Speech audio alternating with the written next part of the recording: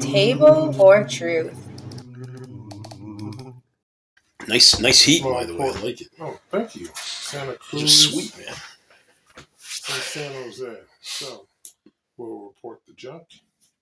And dude, you've got connections. You could probably not just report them, like find a way to deport them. You know? Well, I don't have those kind of connections. Mm-hmm. But how you doing, man? I'm doing great. Overall, I'm happy to report. Things are looking decent despite current events. There's nobody here today, so. No, I was just looking at the stairs. Oh yeah, that's better. I think I'm in the right spirit right now to, just. Good, because my therapist told me that. No, I'm just kidding. After the cancellation of daylight savings time, you seem kind of bummed out. Well, I think any normal mortal who isn't a vampire would not enjoy the lesser daylight and vitamin D going into their system. Who wants to just sit there all day in an office and then when you come out it's pitch black, so you're like literally out in space. So we should cancel daylight savings then. I think we should. I think it's a healthier alternative than the massive stress epidemic of mild depression that we have otherwise in the Northeast. But that's just me. Maybe listeners can say otherwise, Which, by the way, we're on the air here, so welcome to yet another episode of Table for Truth. I think this is episode 10.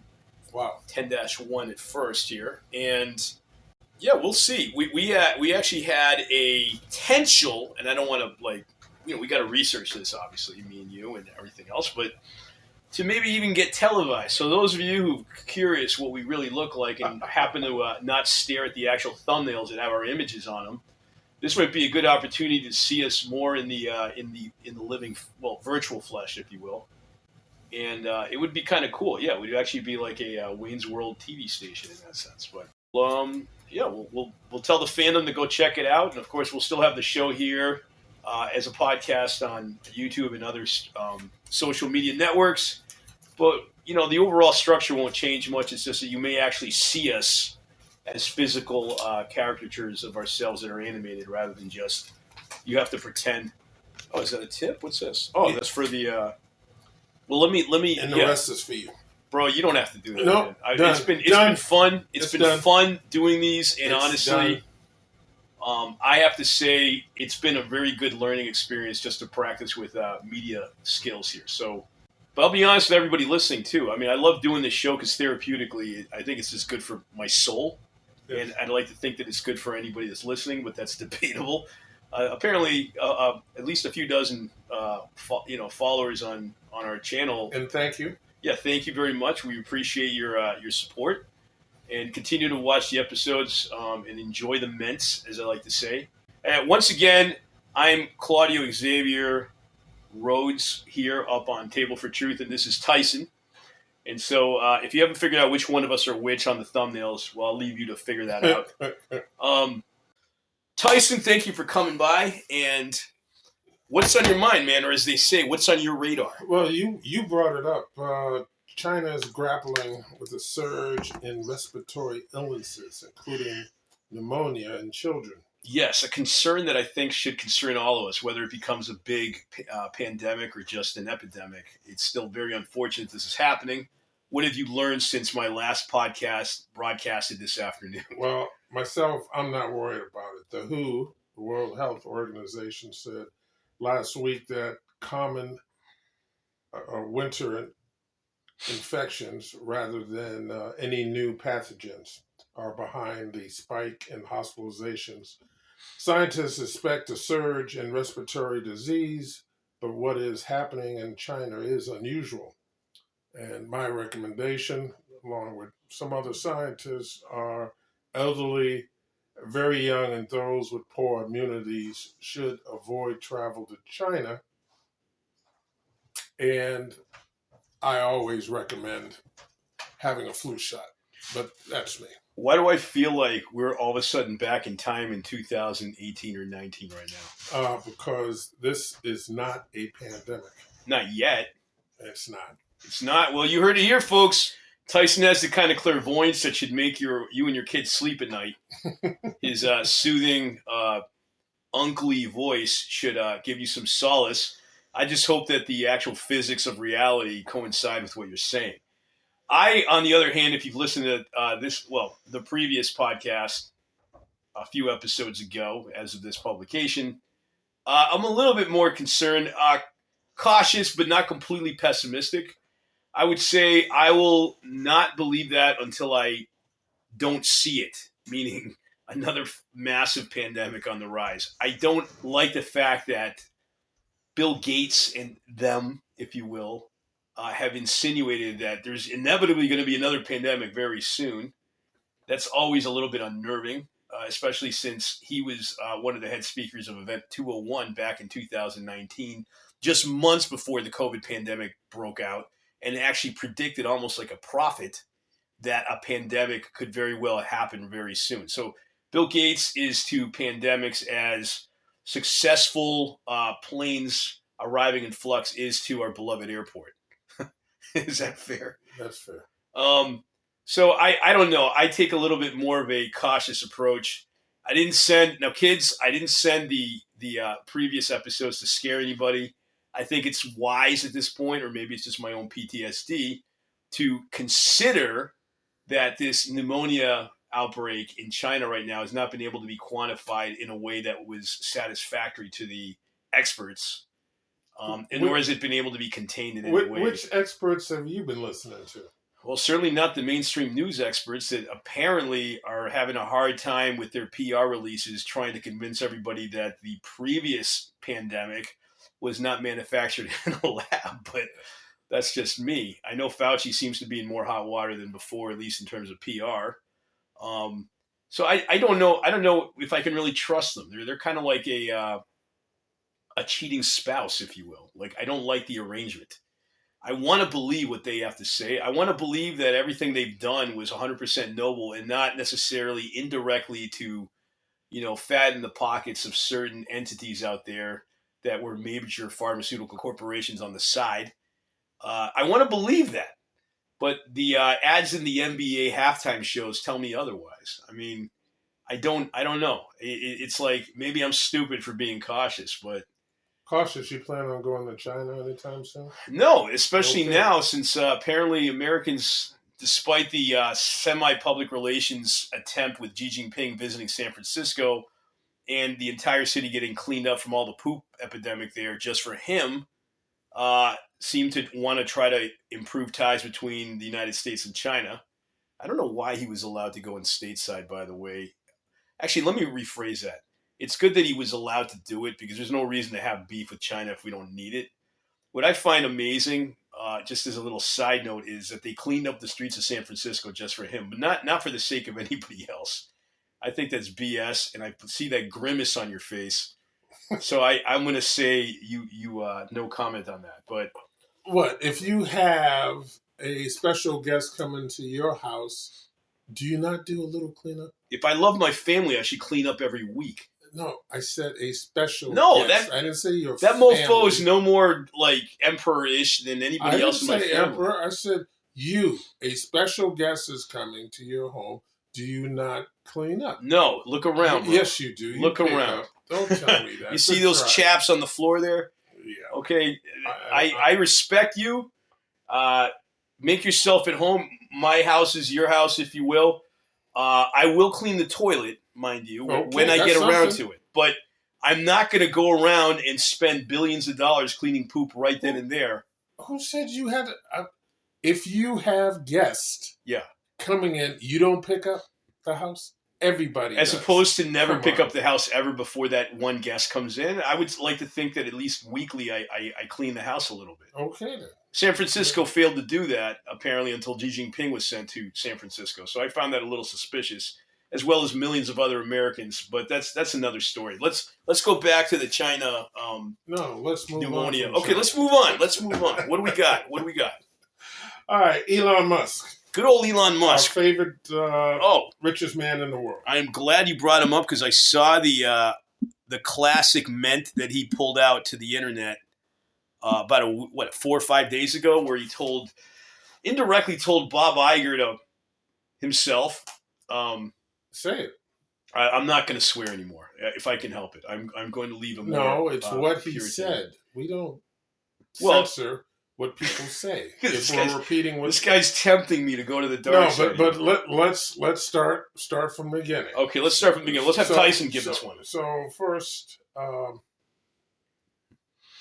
he was accused of agreeing with, and can we call them Xers, people who post on X? Okay, that's a fair X user moniker. who posted some interesting commentary, and which Musk responded in agreement.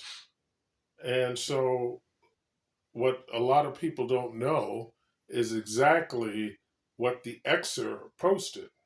What he basically said was, and who was the Xer? Sorry. Oh, I didn't note the Xer's name. Just some random dude on the internet? Yeah, you just post on X. Okay, so on you two Elon can be famous and create a massive chain reaction of events by posting on X, folks. Keep that in mind. Please continue, sir. Okay, what the Xer said or posted was Jewish people push dialectical hatreds against whites, and Elon Musk's response was, "You said the actual truth." Before you continue, I spent too much time in the realm of engineering. I'm thinking dielectric. Please explain dialectical. My vocabulary is not that expanded on that particular Well, I word. found that an interesting adjective that was used. In some cases, reference to the Marxist dialect where societal ideas are subverted through a process or thesis, antithesis, or synthesis. Okay. Or is it the logic of appearance and of illusion? So basically, I interpret as the fallacy or the false or mistaken idea of hatred.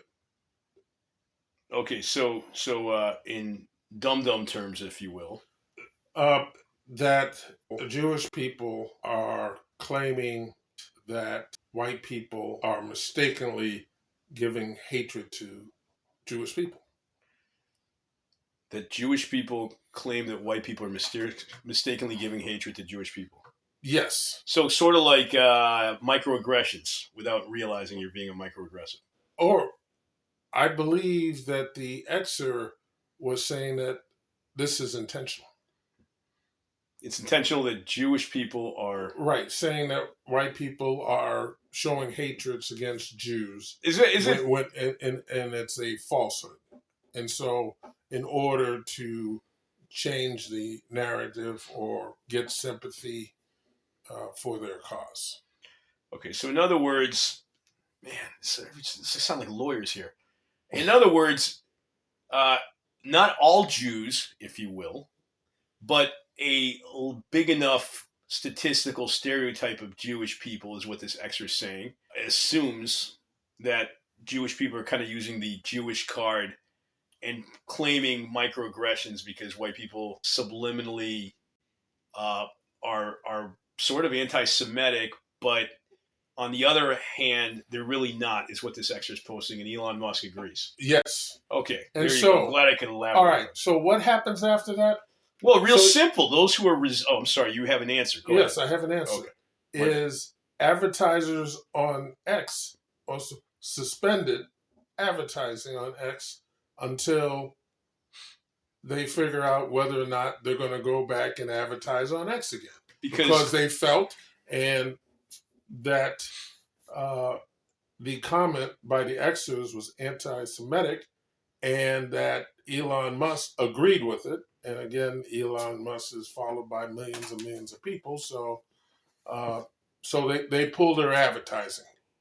Okay, because in a morally superior way that really aligns with the way, the truth, and the life, these advertisers who are bastions of decency and moral integrity, like Disney, I'm guessing, have judged based on the actual natural law of absolute truth and all the metaphysical laws that exist that would bring everybody to a better state of health and wellness if you follow the absolute best way to exist.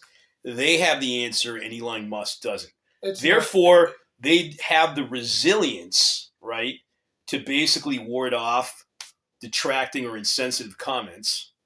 Because absolute truth would tell you, even on a Darwinistic scale, that those who are somewhat more resilient in nature can handle some of those slight darts that are fired at you. But if they're truly not even real claims against a person, then eventually that person's campaign about and pushing slander against you or a twisted opinion about you will eventually fail just based on historical evidence. Like there's really nothing to worry about. If Elon Musk is truly full of crap, and so is this Xer, he may be insensitive. His platform is a useful platform nonetheless. Just like Earth is a useful platform for us to live, but there's insensitive people on Earth. So therefore, if I was living on Earth and I couldn't stand the fact that there are certain people that roam this land who happen to be insensitive, does that mean that I should just basically off myself off this Earth? I mean, that's the logic, basically, it sounds to me, that some of these detractors are pushing. Well, as nice as that sounds, I have to disagree. Go ahead with your thesis, and that is, it's simple. I'm paying for advertising. Yep. If the person I'm paying to advertise my product does something I do not agree with, okay, and that may affect my bottom line, that's fair. Then I have every right to stop my advertising. Yeah, okay, and not because you're butthurt and you have a sensitive ego, but like because you actually care about the people that are under your wing as a major corporation. Well, as a major corporation, it's very noble. Advertising, if let's say I'm advertising and the company or radio station, let's say, that I'm advertising on, suddenly pulls out a Nazi flag. And you are welcome. Yeah, I get what you're saying. I read you. Right. So it's as simple as that. So then what happens after the advertising pull? And what we're talking about is somewhere in the neighborhood of possibly $95 million in advertising, which could affect a multi-billion-dollar company like X's bottom line. Yep. Not that Musk can't afford to keep it afloat himself. Yep. But so what is Musk's response to the backlash? Well, do you know what he does? Yeah, I know what he said. No. Do you know what he does? Not what he says. No, you don't. No, actually, I don't yet. All I know is what he said. Well, what he did was he flew to Israel, met with Netanyahu, who's a saint, got a tour of some of the kibbutz that got hit on October 7th. And so in order to build up his Jewish cred. Jewish cred sounds like a currency, and I guess it is. It's like anything. To show that he's not anti-Semitic. So that's what he did. He flew over kissing there, babies, running for president, and stopping good old Israel, right. like a nice evangelical on a nice tour of the Holy Land. So then after all that, he sits down, and you heard him.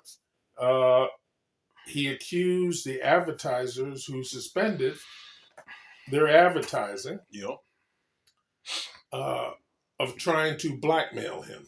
And he told them twice, "Go F yourself."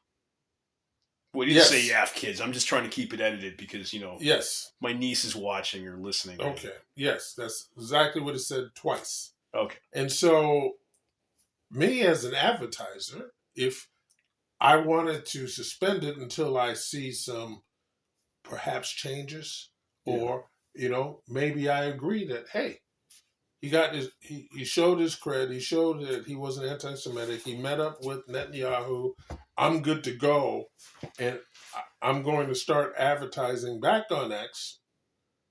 He just told me, the advertiser, I'm the customer, bringing business and money to you to go F myself. I'm actually really disappointed, man. What are you disappointed at? Well, let's just say it was Disney that got butthurt. That my hypothesis on what was really going on in that idealistic spiel that I went was it was so off the mark. This is all just somebody who's butthurt because their bruised ego just got butthurt, for lack of a better word, and is willing to throw down the gauntlet as to who's got the bigger gonads, if you will, on this matter, because Elon Musk is like, okay, let's just see what happens now historically. So one guy's going to start losing a lot of money, and the other guy is probably going to gain some. If this is a pro wrestling world, somebody became a mega face, and the other person's a super heel who might get fired from the actual federation. Well, so you let's see what happens. Was that, or what you, as far as I know, said was that it was the advertisers who were holier than thou. And I thought they really knew the answers. I thought they really were going to shepherd us to the absolute truth. The big ego. Who's got the well, Elon Musk has got an ego too, but now it's a matter of like who's going to advertisers to come to you. Basically, you told your audience to go F themselves. So who's so right now who's in danger of stepping down? Is it Bob Iger or Elon Musk? I don't know why you mentioned Iger. Because I believe Bob Iger was the main target Elon was talking about. Because even in that interview, he waved and he said, "Hi, Bob." Yeah. And it sounds to me like Disney Plus accounts have been dropping like flies lately. And it has nothing to do, of course, with the quality content they're putting. But now on top of that, to bruise the arse, if you will, this whole thing has created sort of a media cultural war between who's got the real the people's champion, if you will. I'm using all sorts of wrestling analogies. Who's the people's champ on this one? It sounds to me like, even if Bob Iger sounds like he's putting a noble front, wanting to defend, the Jewish culture, if you will, which is I would say it's pretty noble. I think, could it be that he never saw, ironically, I'm going to use another wrestling analogy, a picture of Bill Goldberg, and realize that there's a lot of Jews out there who honestly are not really that offended at the remarks. Now, give me a second. All I'm saying is to assume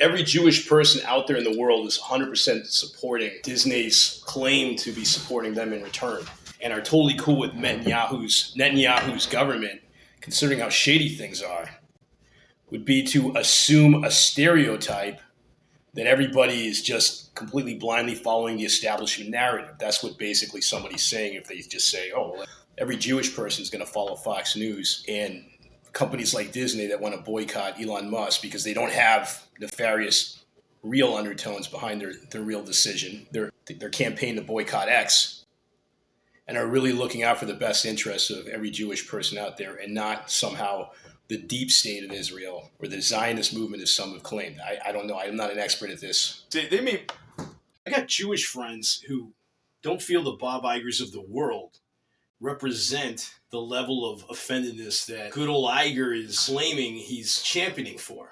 If anything, they feel the Jewish defamation card that some of these non-wanting to sponsor companies are pushing is being used for not necessarily the purest of reasons, but we'll get to that in a second. Some might be offended at it, but not to the point where, I can't sleep at night. In other words, there's a lot of people who that might have been supposedly targeted to, but we're able to read between the lines and realize, hey, you know what? Even if that's not totally true, I'm not going to sit here and get so offended that I am literally going to go see a therapist. But rather, there's millions that are very emotionally resilient that, despite an insensitive comment like that, may not go to the extreme to want to create this sort of media war between being represented by somebody like Bob Iger versus Elon Musk.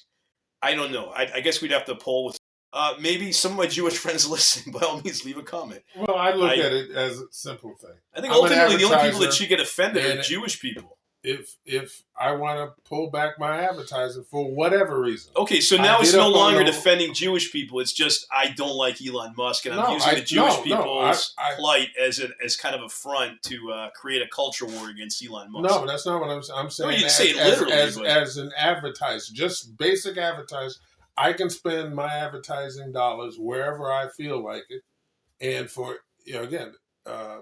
call it ego, call it the richest man in the world, and as he continuously say, we all know it, that he's not concerned about money. Well, Okay, no, so no, try kidding, some Sherlock. other way to piss him off. Well, he keeps telling us that he doesn't care about money.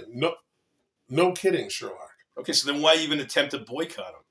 It's not boycotting. It's not. I can spend my dollar as I so see fit. Then have fun. That's it. I don't think he's not going to go out of his way and want to hurt anybody if you don't But register on he his just told platform. me to go F myself. So what? Deal with it like a man or a woman. I did. I keep my Oh, you dollars hurt my out. feelings. Okay, so that's it. That's Well, it. that's good. We'll move on to another topic. Sounds good.